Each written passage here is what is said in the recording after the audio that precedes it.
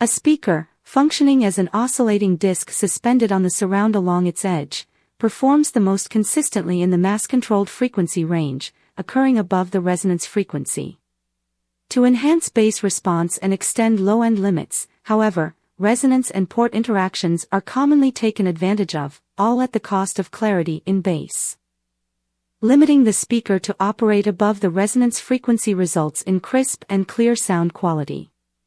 Smaller speakers equipped with drivers less than 4 to 5 inches in diameter may encounter difficulties in achieving deep bass without compromising clarity. As a user of these speakers, you are presented with two options. The first involves compromising sound clarity and control, for a louder and more powerful bass. This option is favored by many, as it provides substantial bass volume enhancement at lower added cost or complexity to the system, making it a convenient choice for many listeners. While it comes at the expense of bass clarity, the trade-off is often deemed acceptable in practical uses. The second option entails deterring the small speakers from low frequency by eliminating and redirecting bass information to a dedicated subwoofer designed for low-frequency reproduction only. This option is often preferred for its superior sound quality, benefiting both bass and mid to upper range handled by each of them in the range of specialty.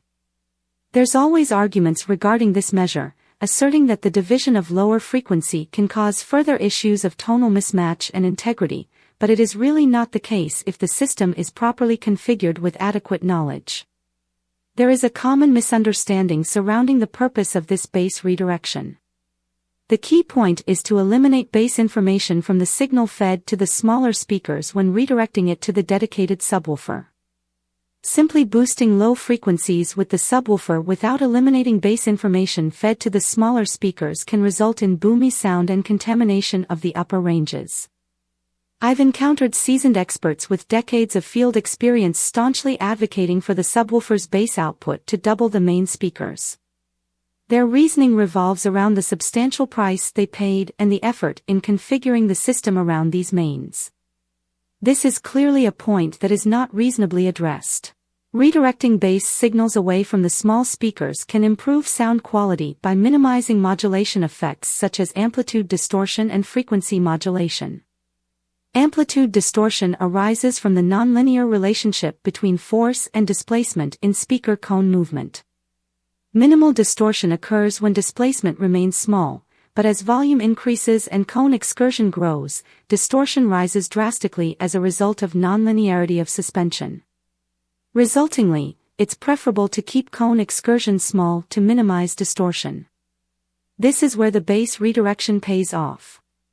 Since the cone excursion increases exponentially with decreasing frequency, eliminating the bass can greatly reduce the cone excursion and hence the overall distortion originating from the suspension nonlinearity.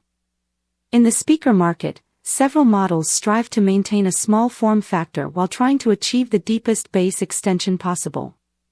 This is accomplished through various techniques, such as incorporating long-throw drivers, utilizing internal amplifiers with active filters, equalizers, or even digital signal processors, DSP, to maximize bass excursion without sacrificing control. Careful management of woofer cone movement, aided by powerful amplifiers and larger voice coils, along with effective heat dissipation solutions, is crucial in this endeavor. Despite all these efforts, however, small speakers are still constrained by their inherent limitations. The optimal frequency range for a speaker lies above the resonance frequency of the speaker. It is advisable not to squeeze out too much bass below the resonance frequency of smaller speakers if sound quality is a primary concern, regardless of the price tag you dealt with to bring them in your listening room or the level of technology they claim to use. You will always be happier when the deeper bass is eliminated from the smaller main speakers, if you can afford a subwoofer-equipped system. We will also discuss in detail on why long-throw drivers cannot effectively replace larger diameter units, in one of the upcoming episodes. When determining the crossover frequency between a subwoofer and smaller bookshelf speakers, it's crucial to ensure that the crossover point is set high enough to avoid the resonance frequency of the bookshelf speakers.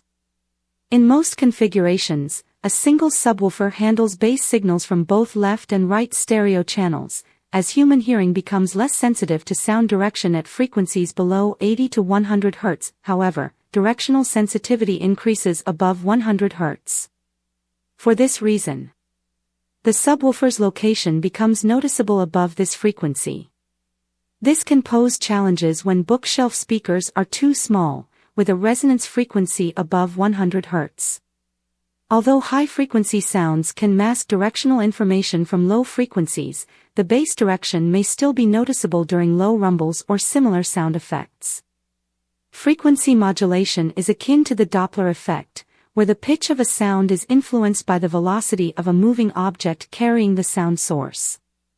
Similarly, when a woofer generates deep bass signals, its longer excursion and slower movement resemble a moving vehicle carrying a sound source that emits higher-pitched sounds. As the woofer moves relatively slowly but covers a greater distance in terms of excursion, it can inadvertently contaminate higher-frequency sounds played on the same woofer. Due to the slow yet extensive excursions occurring at frequencies like 20 to 50 Hz, the woofer undergoes forward and backward movements numerous times per second. This rapid undulation can lead to blurred pitch. This effect, reminiscent of the Doppler effect, can cause mid to high-frequency sounds to lose clarity and crispness. Another factor to consider is the high-frequency limit that a driver can reliably reproduce. This will be explored further in the next episode.